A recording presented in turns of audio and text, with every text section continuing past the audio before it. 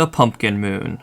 Full of flying pumpkins and questionably named trees, it can pose a challenge to both new and old players alike, battling it out to get the highest possible score before the sun rises over the lands. But with the recent addition of Journey Mode, it is possible to make a night last forever. And that idea is the foundation of this video. My first task was a simple one. Find out how long it would take to get 1,000,000 points. So, I set out doing so. First, I slightly modified my graveyard farm design in order to accommodate the Pumpkin Moon. I then donned a high DPS Zenith loadout, and I got to work. After spawning the Pumpkin Moon, I quickly worked my way through the first few stages. But this was not what I was after. Stage 15 is where the experiment truly began. As I hit 15, most enemies stopped spawning.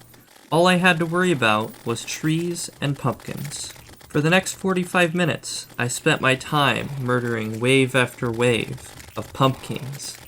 But eventually, I did reach my goal. Here it is. I'm almost there. Is it gonna break it? Oh. 49 minutes. I had beaten my goal, but after seeing how close this number was to breaking the counter, I had a new goal in mind. It really looks like if I got one more digit, it would break the counter, which intrigues me quite a bit. Now, reaching 10,000,000 points was not going to be easy.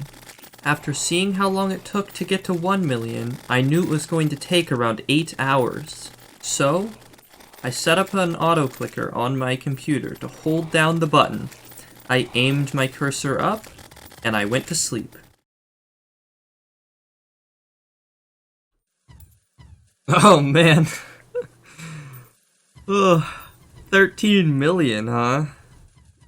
It's kind of broken. You know, not quite as much as I was hoping for, but that S is definitely off the edge. I had done it.